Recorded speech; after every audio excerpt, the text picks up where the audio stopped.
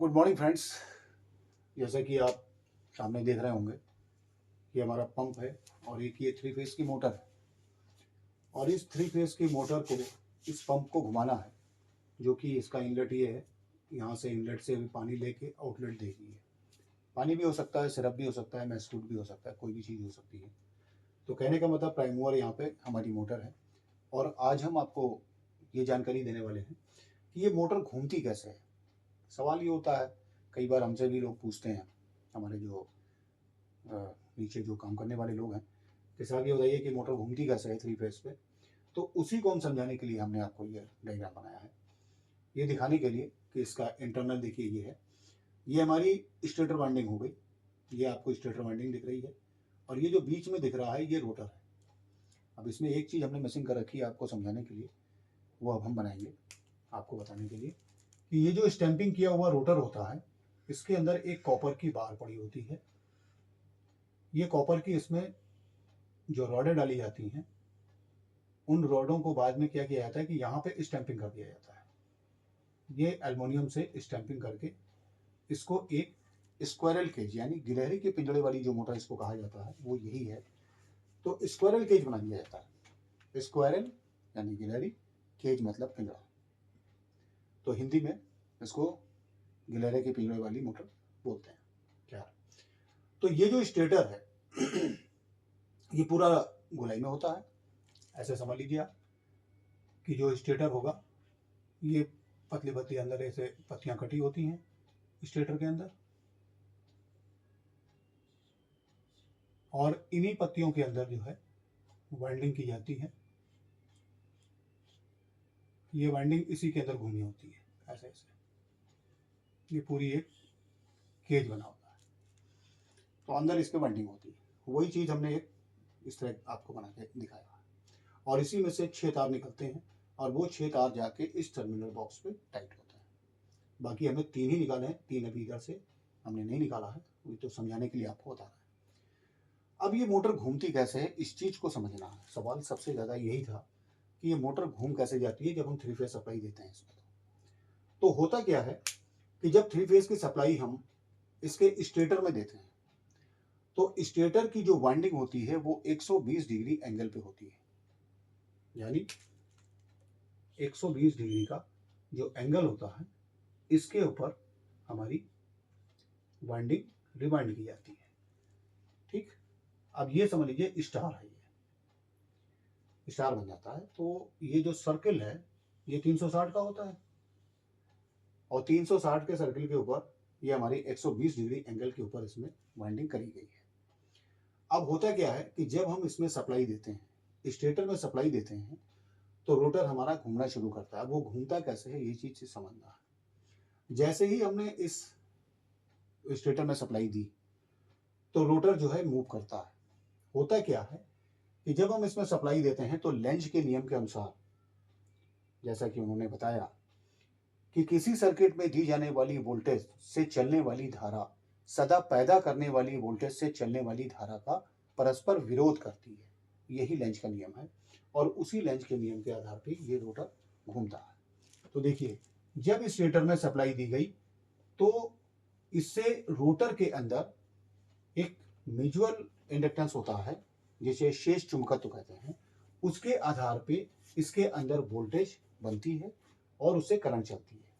तो वोल्टेज जैसे ही इसमें बनी, थोड़ी बहुत बनती है स्टार्टिंग में, तो क्या होता है कि यहाँ पे जैसे पोल बना N और ठीक सामने बना N, इधर बना S, तो उसके ठीक स्टेटर के सामने बनेगा S।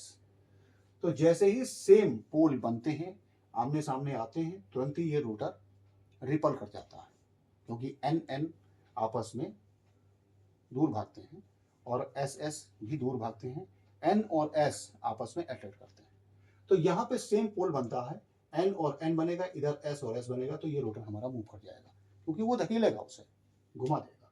अगर इधर कोई जामिंग नहीं है तो, अब इधर कहीं पंप जाम हो गया तो नहीं आएगा, तो करंट बहुत बढ़ जाएगी। खैर, उस चीज़ पे नहीं जाते हैं। घूमता कैसे है उस चीज़ पे ध्यान रखिए। तो जैसे ही N और N यहाँ बना, तो ये रोटर को रिपल कर गया। अब रोटर जैसे ही रिपल करेगा तो करंट एक डेवलप होगी, क्योंकि स्टार्टिंग में जब रोटर रुका होता है तो करंट ज़्यादा होती है।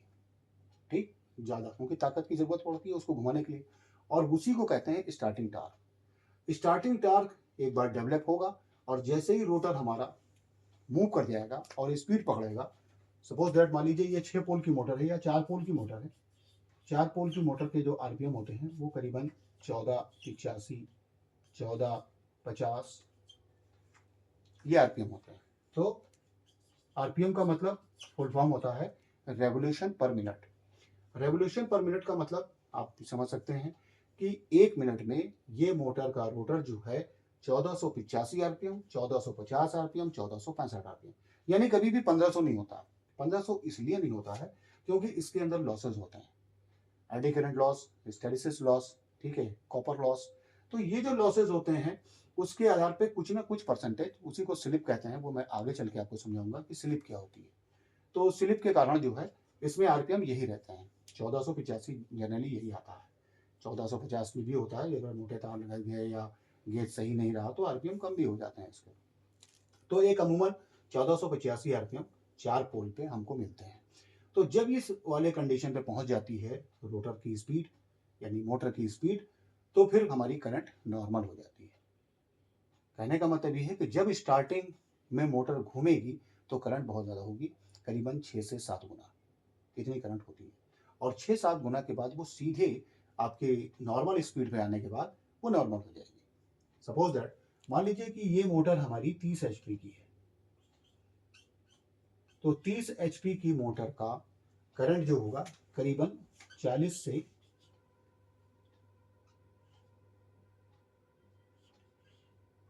38 एम्पियर तक हो सकता है। ये उसकी वाइंडिंग के ऊपर डिपेंड करता है कि आपने कॉपर कैसा इस्तेमाल किया। तो मोटा मोटा हम 40 एम्पियर इसको मान लेते हैं कि 40 एम्पियर पे इसका फुल लोड करंट है। लेकिन अभी इस पे लोड नहीं पड़ा है, खाली पंप घूम रहा है। इनलेट का वाल्व भी हमारा ये बंद है, ये जो वाल्व लगा हुआ है ये अभी हमने बंद कर रखा है, यानी पानी ये उठा नहीं रहा, सक नहीं कर रहा या जो भी मटेरियल वहां पे। तो 40 एम्पियर तो इसका लोड आएगा नहीं तुरंत, इसका लोड रहेगा करीबन 1/3%। अब 1/3 अगर हम इसका निकालें तो 33% लगभग इसका आएगा, करीबन 13.5 एम्पियर पे इसका लोड आएगा, ये रोटर का लोड होगा। 13.5 एम्पियर पे ये मोटर रहेगी उस समय जब ये नो लोड पे होगी। अगर इधर कोई जामिंग नहीं है तो, यानी अगर कहीं पंप जाम हुआ या कोई दिक्कत हुई पंप में तो ये लोड बढ़ भी जाएगा बिना लोड खोले, कोई मतलब लोड किए।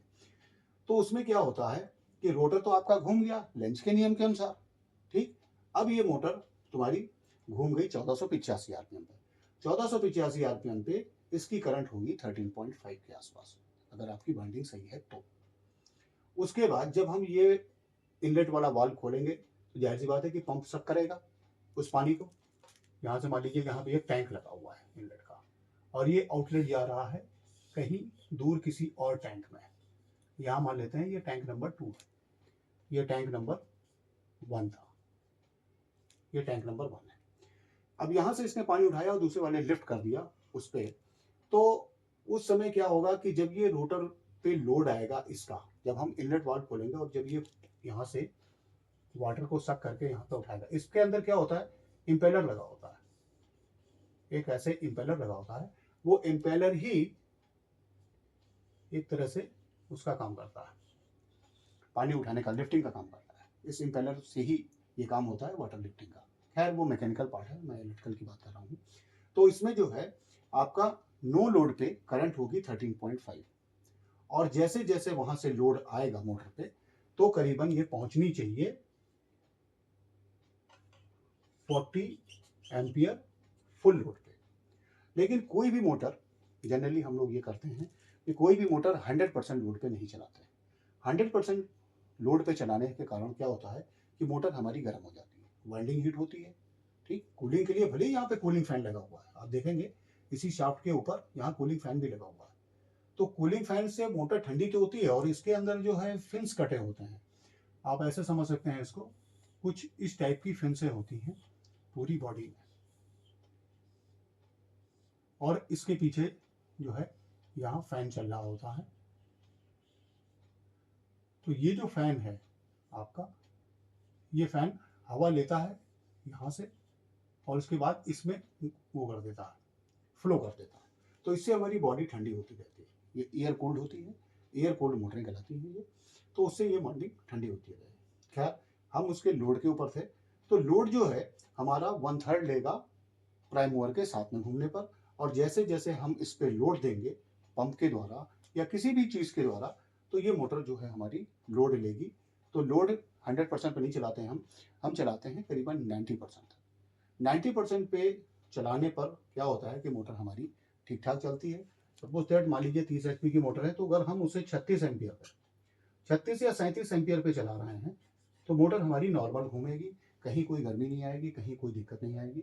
और इसके प्रोटेक्शन के लिए जो हमने स्टार्टर यूज़ किया, तो ड्यूल स्टार्टर यूज़ किया। अब इस ड्यूल स्टार्टर में एक रिले लगी होती है, वो हम आगे चल के आपको बताएंगे। ये थर्मल ओवरलोड रिले होती है।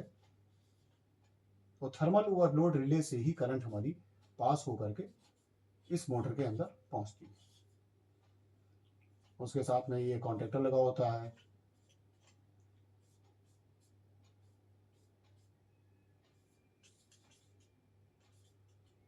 ये कॉन्टेक्टर लगा हुआ है। कॉन्टेक्टर्स के बाद उसे पहले जो होगा, कॉन्टेक्टर से पहले एक मेन स्विच लगा होगा, या MPCB लगा देते हैं बहुत से लोग प्रोटेक्शन के लिए, मोटर प्रोटेक्शन रिले। तो हमने आपको दिखाया ये फ्यूज यूनिट है। फ्यूज यूनिट भी इसीलिए लगाई जाती है कि अगर मान लीजिए कोई दिक्कत हो जाए तो हमारे फ्यूज उड़ जाए, फ्यूज ब्लो हो जाए, या हाई करंट के ऊपर फ्यूज ब्लो हो जाए, बहुत ज़्यादा करंट हो गई तो फ्यूज ब्लो हो जाए। हमारी पीछे की जो सर्किट होती है, जिधर से सोर्स आ रहा होता है सप्लाई का, वो हमारा बाधित नहीं होता है। तो उसके लिए हमने पहले ये लगा दिया मेन स्विच, उसके बाद ये कॉन्टेक्टर लगा दिया, कॉन्टेक्टर के बाद जो है ये रिले लगा दिया। और रिले जो है ये प्रोटेक्शन देती है मोटर को। अगर हमारी मोटर ओवरलोड होगी तो ये रिले ट्रिप कर जाएगी, मोटर को सेव कर देगी। जरूरी नहीं है कि खाली करंट के द्वारा ही ये रिले ऑपरेट हो। ये रिले दो और भी कारणों से हो सकती है। अर्थ फॉल्ट इसे कहते हैं।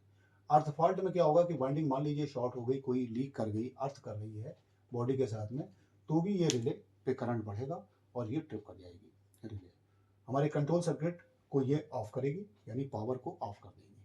ठीक, तो रिले के अंदर जो होता है NO NC पॉइंट होते हैं, तो वही पॉइंट अपने उसके लिए यूज़ किए जाते हैं हमारे सर्किट में, कंट्रोल सर्किट डायग्राम के लिए। तो ये तो पावर का था। आगे चल के हम आपको कंट्रोल सर्किट डायग्राम भी बनाएंगे। वीडियो काफ़ी लंबी हो रही है, तो इसलिए हम इसको यहीं ख़त्म करना चाहेंगे। तो आगे चलते हैं और आपको फिर आगे की चीज़ बताएंगे इसकी। Thank you.